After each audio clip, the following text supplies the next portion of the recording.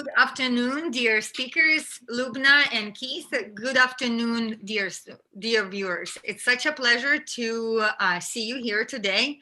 Hi, Gary. We're here to talk today about impact investment, and it is one of our favorite subjects. And what's interesting is that when we speak about other industries, we always discuss impact. And so I believe that this is one of the anchor discussions that we have here, and then we forward it into our different discussions. Without further ado, we only have 45 minutes today. Let's go ahead and dive into introductions. And today we're here, family. We have experienced VCTV speakers, and I know viewers, you already know a lot of them, but for those of you who are new, please meet Keith. Great, thanks very much, Irina.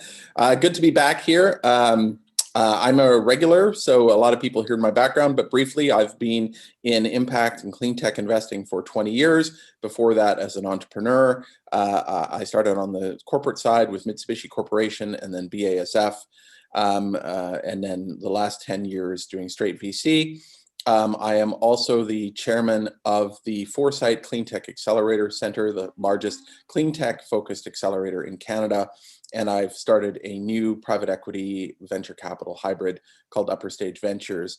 Also today on the impact subject, I'm going to be speaking about a company that I sit on the board of directors of called Kila, which is exclusively a CRM to help impact companies. That sounds interesting, and I love that you're going to be discussing one of your portfolio companies. That's always very exciting. I really appreciate it. And what about you, Gary? Could you give a brief introduction? It's everybody already knows you, but there might be somebody who doesn't. Yeah, sure. Thanks, Irina. My name is Gary Fowler, serial entrepreneur. I'm particularly interested in artificial intelligence and quantum computing. I've done 16 companies, 2 unicorns. And in terms of the impact side, I mean, I'm actually focused in several different directions. I'm with the Black community. We're raising a $100 million fund in Atlanta, Georgia. At the same time, one of my passions is helping to find missing and exploited children. I'm working with the district attorney in New York, the CEO of the National Center for Missing and Exploited Kids and Homeland Security, and diplomat, four-term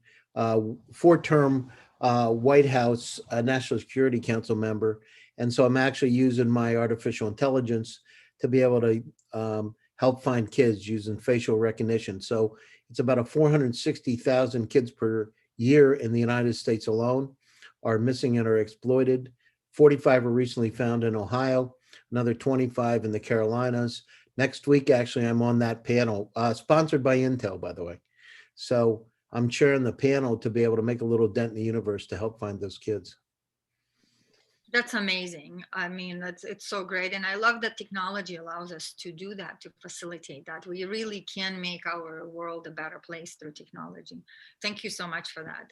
Lubna, could you introduce yourself? Hi, it's good to see everyone. I'm Lubna Bajani, and I am founder of The Alternate and soon-to-be host of Intention 21 Festival, where it's setting an intention of well-being for 2021.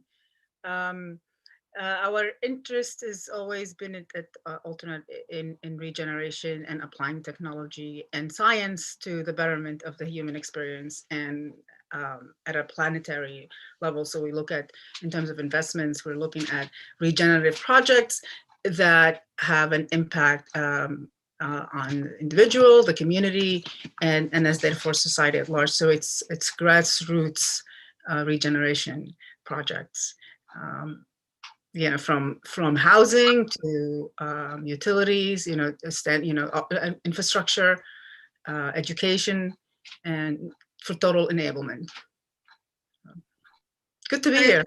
Yes, and it's such a pleasure to see you guys here. we're getting so close to the end of the year, and I know many people are excited to put this year behind themselves.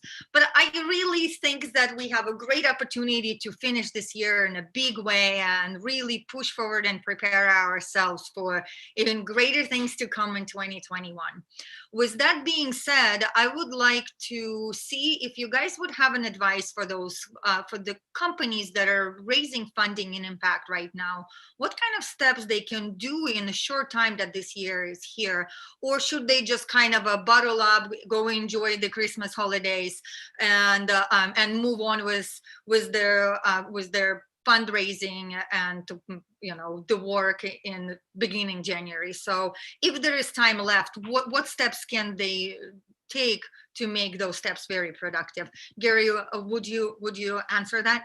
Yeah, sure. I mean, the situation is, quite frankly, the way this year's been, I'm thinking not a bad idea to enjoy the holidays a little bit. So, but the thing that I found that works, let me give a real example. So we have a facial recognition security company out of Minsk.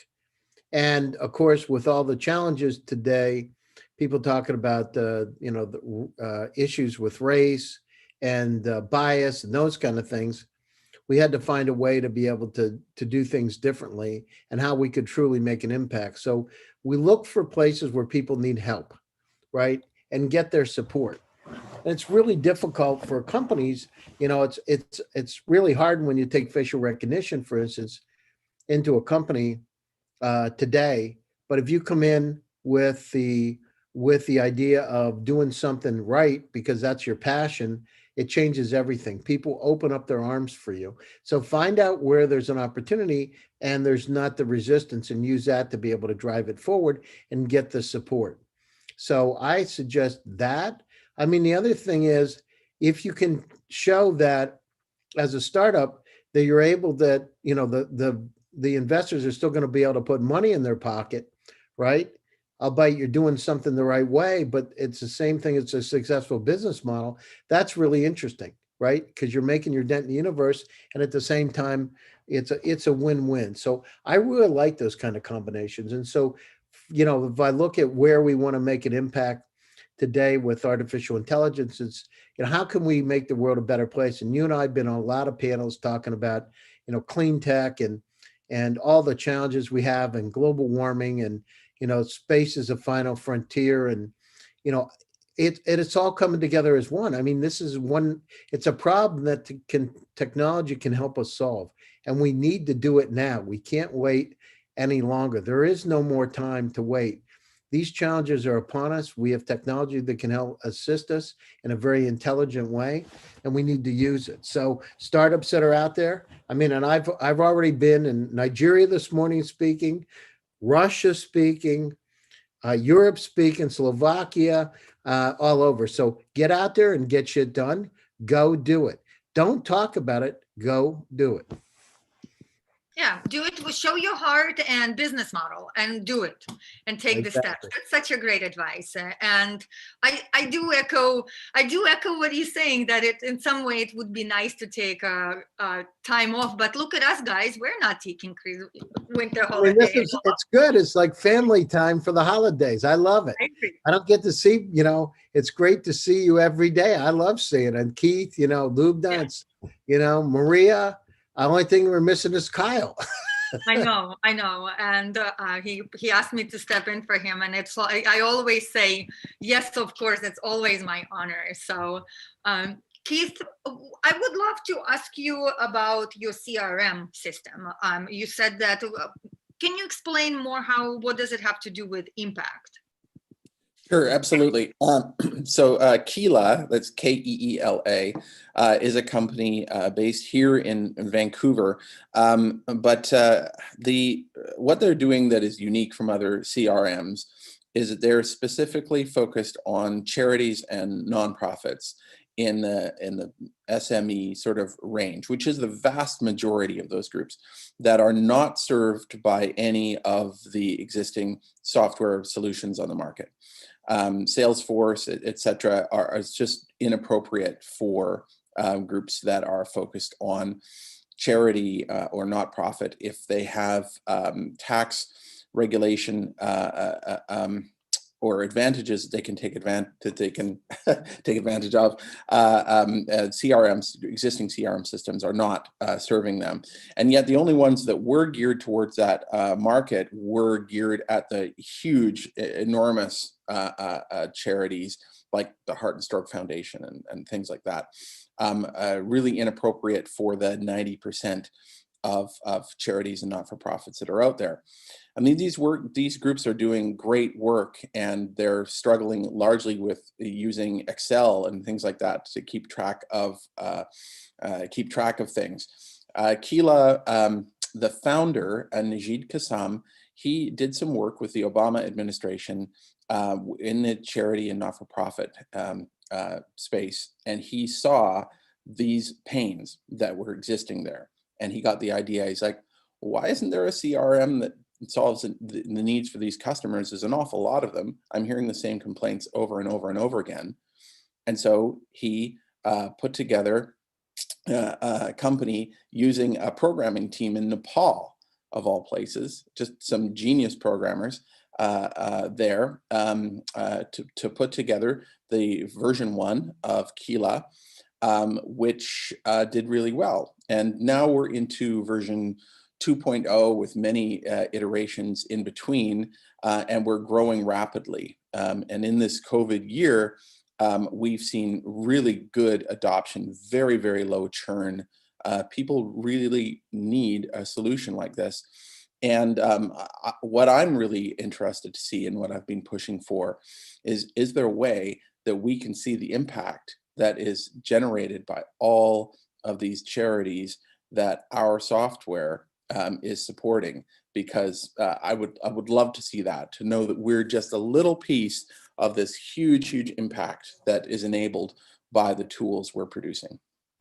Absolutely. And what's interesting about it is that when you said CRM, I was so confused. But as you explained it, it's definitely clear impact. And the point that I'm trying to make here is that there is impact hidden in things that are just in plain sight, where we wouldn't think that there is an impact to be made. And that measurement of what technology allows us to advance the impact in nonprofits and charities, it's very interesting. I would love for you to know more about cause-specific offering. It's basically a way to use smart contracts to further the benefits of those that are driven by cause, which is charities and nonprofits. But I'll follow up of that about later. Lubna, regenerative. I mean, you are the first person that basically used this term outside of farming during many discussions, and regenerative systems is something that very dear to my heart. I'm still trying to wrap my head around how do we design regenerative systems, especially when we build technology and we build systems. I'm a big systems nerd. But would you expand a little bit more into that? And how do you measure that regeneration when you make an investment in a non-regenerative farming, in other systems or designs? I thank you, and thanks for the credit. But I'm not sure about if I am the first, but I think when I'm quite involved in a lot of the sustainability work, and design-centric development and approaches. But when I think about the current state of affairs in society today, I'm not sure the sustainability is the word I would use, because there's not a whole lot that I really think we want to sustain. I think before we reach a sustainable, a state where we want to sustain, we need to regenerate, and we need to regenerate on many levels. Surely we all know that the state of the planet is such that we have wreaked havoc so there are many ways to regenerate the planet, and these are all the things that we talk about in sustainability conversations, all the things that B Corp is looking at, and there's so many other groups that are now talking about, and especially as we see in supply chain, and with COVID and the major disruptions to supply chains, it gives us an opportunity to reconsider how important it is to address our having the knowledge of the effect of our supply chain and where the supply chain is coming, and not just, it took economic impact for us to realize that we really need to be more focused on this social well-being, and not just economic wealth, but social wealth. And in doing that, I think we'll see with COVID, what it did accelerate is that you could have profitability, success, and sustainable viability by adopting regenerative practices, and by looking at the ways to reverse the problems we've caused. And a lot of that needs to be addressed by looking at hyper-local impact, because the planet has varied environments, weather, circumstance, history, indigenous wisdom, indigenous roots. And what I believe we need to do is regenerate. Not every place has been exploited or damaged or is affected or impacted in the same way. And regeneration needs to happen everywhere. It may be more interesting for us to look at some of the emerging markets and developing world, less because of anything else other than we better save them before they become a bit more driven by the same principles that maybe that have brought us to where we are today. So when I think about regeneration, and when we're thinking about it, we're talking about almost like regeneration in a pot. We're going to this metaphor with and we're establishing a string of investments that represent an ecosystem of the things that you would, some of the samples, and the intent is to create sample villages and implementations that would take the exact environment into account. So if it's in Lagos, and there's plenty to do around the water, there are homes that are floating in basically that are sitting in water. So things would be around housing, and how do you not only have clean energy, but regenerate, and in terms of cleaning the water, turning a swamp into usable land, and then creating in the process a engagement of the community, because this is the technologies and the investments that we would be bringing in would be very specific to what that community needs, not what we think it needs. Things around local currencies and rather community currencies, where the exchange of value is happening within the community, within where they are not as distressed as a community because the larger economy is distressed. So you can still maintain, we can still exchange, and because at the end of the day, what real scarcity is our own life, and the life of this planet itself, and everything on it has the same sort of limitation.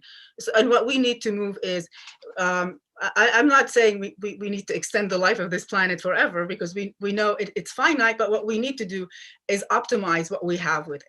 And then, and the same thing with our lives. So we're all issued 24 chips a day, 24 hours, if you will. That's what we've agreed to. How we're measuring, and how do we distribute ourselves? So where we're electing to put ourselves is what matters. So we're looking at models that are shifting the focus a bit. And I think we all at this point need to start thinking about what we individually care for, and where do we want to see ourselves, and what future do we want to set for ourselves, with the premise that we all know that the decisions we take today frame the choices we have tomorrow. And we are taking a bold step ourselves anyway, and even creating this investment pool. And it's quite interesting to see, because the intent of it is first well-being and regeneration, and the returns are, we believe, will surpass expectations um, as we modify the way we measure things. Absolutely. And the way we measure. Not part of a lady called Rian Eisler and partnerism as a model rather than capitalism or this domination-based models. And we're really taking that to implementation in our investments and the projects that we're backing to demonstrate the value of the investments. Yes, and we are having tools and more tools that are built. We've just had a discussion on blockchain and financial technology integration, and Matthew mentioned his project that's called Universal Carbon, and it basically allows you to, as a consumer, buy some carbon and offset the print that you're making personally. And these are huge and wonderful tools that we have, and more people are driven by that. So I do believe that there is going to be a great benefit, financial reward for those investing in regenerative systems, because again, by nature, regeneration allows us to let go that does not serve and build something that is working, right? And so that's kind of how the regeneration systems work. And I really appreciate that you saying it's not the sustainability, it's regeneration. We already live in the sustainable world, and we're dealing with problems that we designed to be sustainable 70 years ago, and they are not working for us. So we need to constantly adapt, and we constantly need to regenerate things that are working. Thank you so much for that. Gary, I want to talk to you a little bit more about AI and quantum. And I mean, obviously, it is a very deep tech, right? And now AI is closer to reality than in many people's mind. Quantum, I believe we have 4 quantum computers right now in America, and more are being built. But what do you think impact makes in AI and quantum? Well, I mean, you can solve a whole lot of problems very quickly, right? Remember, I'm a country boy from Pennsylvania. And so if you've got the capability that it could do in a matter of 100 seconds what could take 10,000 years to do on a conventional computer, we've got the ability to be able to do modeling. I just did a presentation for the top pharmaceutical companies in Europe. There are 8 of us. And we're talking about AI and then quantum computing. And I mean, this is a whole new world. I mean, all the challenges we have with travel to space, right? But instantly to be able to figure it out. Imagine how much our world's going to change. It's like having Nikola Tesla's brain on steroids. And so what I look at is just all the assumptions that we have today, literally across the board, are going to be thrown out the window, right? There's, Moore's law is going out, everything's going out the window. Blockchain, from my standpoint, cybersecurity, because how are you going to, if you got quantum computers and they want to get into your system, I don't care what you have, right? They're going to figure it out very, very quickly. So, but at the same time, if we're going to, look at it, the population of the planet has quadrupled in the last 100 years. We talked about this a few times. Concerning, right? By 2100, it'll be about 13 billion. We're running out of land. We're running out of resources. We have to look to the stars. We can't survive here in the present form. I mean, look at some of the movies that have been out. Was it Blade Runner? I forget. There was a couple of movies that talked about what it's going to look like, and it's happening. So here we have global climate change. The oceans are rising. Food production's going down in terms of because the Gulf of Mexico is slowing down. So the fish and the whole supply chain, the cycle for food supply is going down. We've got challenges in front of us, but the good news about it is, we've now having the technology. I know when we did EVA and we talked about a smart assistant, these are way beyond that. These are like, we started to working on supervised AI. And the system started to teach itself languages. So it went through Chinese, it went through on its own, right? It started to learn. And now imagine having quantum computers on top of that. So in the good sense, I hope we build that emotion AI into the quantum because hopefully they're not going to think that we're just something disposable and not good. But this is a way we're going to be able to figure out how to travel through wormholes. Christopher Altman, the one NASA astronaut that was on one of our panels, I've been going back and forth with him. His particular research project is at MIT is the teleportation of quantum particles, right? These are the kind of things that are going to be interesting. So imagine from drug discovery. So every part of our life is going to change, and that's going to impact. It's going to impact and hold people accountable very, very quickly. And so instead of thinking about something being done, it's going to be done in an instant. And it'll be interesting to see how we respond politically to those kind of systems that are coming out. And now remember, we're connecting everything together, right? So I remember I've had dinner with the co-founder of the internet, and over in Russia, I had cocktails and I sat down with him and was talking about it. He literally co-founded DARPANET. He invented it, which is now the internet. In fact, surfing, his last name is Surf. That's how they're surfing the internet came out of his name. So we were talking about, I mean, this whole world's going to change. Everything's going to be connected together.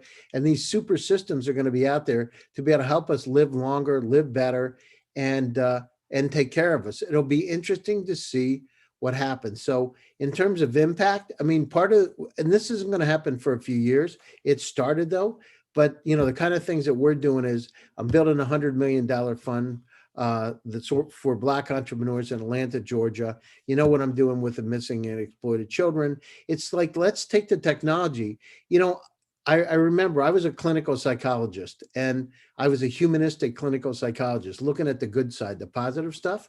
Let's figure out how we can train the technology to do good things, to be able to make our lives better instead of, all this other BS that's out there. Let's figure out, let's take problems and make, one step, each one of us on this panel, each one of us, and I know Keith talks about it, Lubna talks about it, you talk about it, but take one thing and just make a little dent.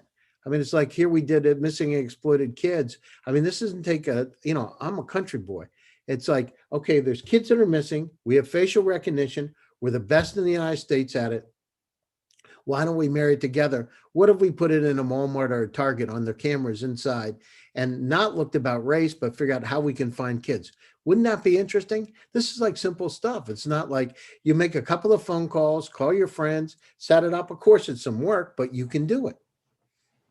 Absolutely. And what's amazing is that you guys are doing it, and I'm trying to do my best too. And I know that we have a whole team around the world of people, and I'm sure there's those that are doing it that we don't know them yet, right? And I think it's so wonderful. When you said about positive psychology and training AI, it is so important that we learn to understand our emotional intelligence, right? We learn to understand what it is positive psychology is, because as we're training AI, we need to be able to evolve ourselves emotionally as well, because otherwise, as you said, judging people if we judge people, majority of people probably wouldn't pass the test of. Yeah, well, that's the thing. Right? And so you go down through, my partner, David Yang, has developed the most sophisticated AI I've ever seen. It's his house. It's the brain. His entire house is a artificial intelligence. It controls everything. And so Morpheus writes me. So Morpheus writes me notes about how you're doing, like deep notes too. What do you think about life? And so his house is communicating with me. His house has a dog, a robotic dog, like $100,000 dog. His house has its own dog. So the dog can go outside and, go around and see what's happening on the outside of the house and report. And it comes through his house. So his house can see what the dog's looking at. It's credible. But these kind of technologies, think about it, that's how our lives going to be. These things like Morpheus are going to be. Now match it up to quantum computing. How much different is it? The one thing, everybody's going to be held accountable, Irina, for everything, right? It's going to know exactly when you're into not good sites on the internet, and it's going to report. You know what I mean? Instantly. It's not going to be, hey, listen, you might want to check this out. You know, I think you got to, what's going on today? Is there something we need to know about? You know? Yeah, So that, absolutely. Yeah, and I think that also to the rescue technology for us as well, because the transformative technology makes a huge impact, and transformative technology allows us to connect ourselves to our emotional wealth and emotional fitness, and kind of make sure that we advance as the world advances around us. But I often think about the house that you're referring to and wonder, you know, what if my house decides to that I'm not in a good mood and it's not going to let me in until I go and well, meditate? this house looks at you coming in, and if it looks through the its records or looks out on the internet and decides it doesn't like you, it does not let you in. Right, right. So, you know, and that's very interesting. Thank you so much for sharing it. Yeah, Keith, sure. you are very active and you do so many things. And I know that for now you're concentrating in Canada. And so I would like to talk a little bit. I would love for you to share more about what's happening in Canada, because we are kind of a little bit cut off right now as far as traveling. And I do appreciate what Canada does in technology and just lots of brilliant minds and brilliant people and businesses are there. So when it comes to impact, are there kind of a news that we're not getting, or what is happening in Canada specifically? Well, Canada has always been a leader in the clean tech area. I mean, if any of your viewers have attended the Clean Tech Forum in San Francisco each year, which is the flagship event for the year, you know that a third to half of the people there are Canadian, and they always have been. I put it down to something I called the David Suzuki effect. David Suzuki is a scientist and a television personality. And when I was a kid, he made it cool to be a scientist because he was, you know, this Japanese Canadian guy with a big afro and sunglasses, and he was just cool. And I mean, way cooler than Bill Nye or any of those other guys could ever be. And he was environmental, like very much about how we are a part of nature, and technology also is it's an emergent property of nature, and we need to respect that and don't have to have hard boundaries between them. We need to integrate that philosophy that he put forward into Canadian culture in the 1970s when I was a kid just emerged, and because of that, Canada's very oriented toward that. We have a lot that is going on here. You know, Canada, of course, as a geography, the geography of Canada is huge, but the market of Canada is not. You know, we are, you know, a little bit more than 10% of the population of the US, for example. So technologies that are developed here in Canada really have to look internationally for their markets. One of the problems, though, that we have here is, while we have this great technical talent, scientists and engineers, absolutely fantastic. What I'm finding and where I'm driving a lot of my business investment right now is to find these companies that have this great technical achievement, these terrific products and services, IP surrounding them, everything, but perhaps they lack vision or the network or the ambition outright to go after the international markets.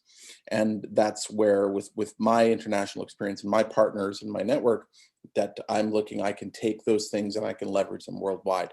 So Canada's a great technical leader, but where we really need help is on management talent and sales and marketing talent. Unfortunately, we have suffered a bit from a brain drain, where a lot of those people do go to the US, where they can more quickly earn a lot of money, especially salespeople. You know what motivates them, and you know, they are very mobile, and true talent will always be paid for, and is mobile. So COVID has now given us an opportunity. A lot of those people have had to come back here. I would say that, combined with the protectionist Trump era, which is, with under Biden is probably going to change. But the protectionism of keeping out foreign people from jobs has pushed a lot of that talent back into Canada. So there's a very interesting time right now where there is talent here to marry up into those great technical companies, and then those talents coming back to Canada from, or maybe they're not even Canadian. There are people from India and from all over who were working in the US that are now coming to Canada because it has been difficult for them in the US over the last few years. And there's opportunities there. For the work that we're doing at Foresight, we originally were servicing early stage companies, but we're finding more and more now that we are helping these growth stage companies, companies with multiple millions in sales, tens of millions of sales. We're helping them to get to those international markets. Again, great technical talent. People do know the problems that they're solving, but they may lack the networks to get through to their best customers. And that's where we can really help. That's amazing. Interesting that there's a big growth that's happening in Canada right now. It's very pleasant to know. I think that preparing for going global and traveling again, you guys are going to stand up and represent Canada pretty well. And so good job. And obviously you're doing an amazing work with your business and really speaking up entrepreneurship for Canada, or at least to me, you represent that. I'm really excited. I'm really excited when borders open to finally go and visit, and see and visit what you're doing and everything. We're coming up on the top of an hour, guys.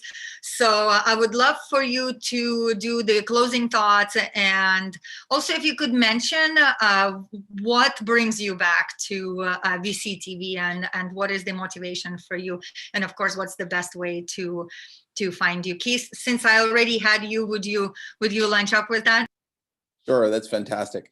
Well, I keep coming back to VCTV because I love these dialogues, and the connections that I've made through here have been terrific.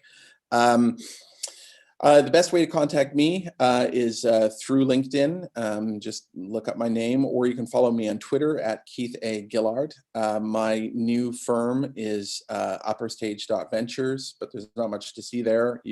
On the topics of impact, check out the company that I was talking about, Keela, Keela. Fantastic stuff. We are raising a round of capital right now. If this is something that interests you, would love to tell you the story on that. And also on the Foresight Clean Tech Accelerator Center, Foresight CAC is the website for that. Thank you so much. Lubna? Thank you so much. Well, what keeps me coming back between you and Kyle? How could I not? And it's always wonderful to hear what my fellow panelists have to say, and I do learn a lot. Keith, I definitely want to connect with you on Keela for sure. I mean, like ASAP. I'm working with a nonprofit that helps kids learn to read, and with volunteers all around the world, and I think they may be just the perfect candidate for using it, and I'd like to be interested in. And in any case, see, that's a living example of why I am here.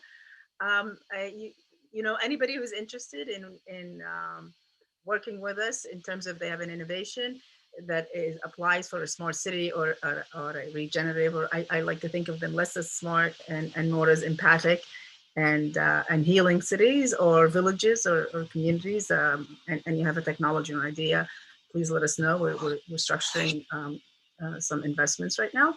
And you can always find me at Lubna Dajani, almost anywhere, LinkedIn, Twitter, or here next time. And thank you. Thank you. Gary, would you last but not least?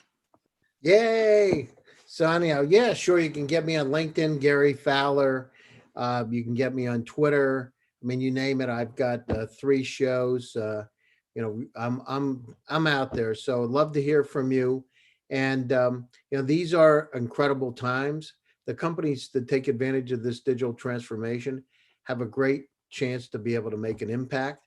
You know, the one thing I say is stay positive, stay focused, visualize where you want to do, what you want to do. I did a TED talk, a TEDx about that a few years ago, and it works. So, you know, paint those pictures, go for it, you know, stay positive. And at the same time, you know, make sure that you do your customer development with your company to make sure that what you're developing is something that the market really wants. Test it, because you don't want to over-engineer it and find out that you spent all your money on R&D and there's no money left to run the company. So great times, great to be here, and great to see all my friends here today, as always. I love VCTV, so you can look me up on VCTV also. Thanks, Irina. Such a pleasure. Thank you, Gary. And as you guys said, we've all the connections. We met here, we met on VCTV, and it does feel like a family. I'm so excited to see you guys in person. We must, when everything goes back to normal, we all gather and we'll travel the world together, and it will be wonderful. Or at least that's the picture that I have in mind.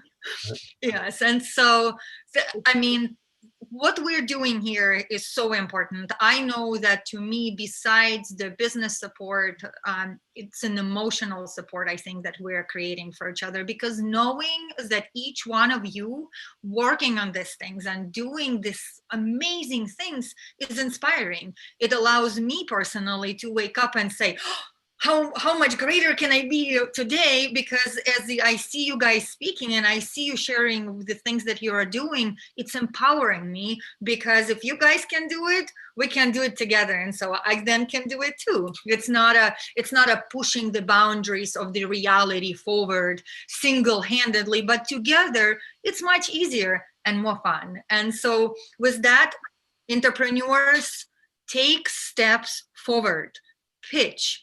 Make sure you go out there and reach out to investors. Go to LATOKEN, to the CTV, and you will see all the links to profiles. And I can guarantee to you that if you expose yourself as far as show your vulnerability and reach out to us and show us your deal, you know, show us your pitch, we'll follow up with you. That's what we're here for. And investors, be part of our network. Join us, because it's an amazing network and we're a family. Be part of our family. Thank you, guys. Thank you, Keith. Thank you, Lubna. Thank you, Gary. Thank you, viewers. Thank you, Maria and Kyle. We miss you. You have such a few shoes to fit for me. So I'm blessed and honored to host once again. And please follow VCTV and contact us. Thank you so much for your time.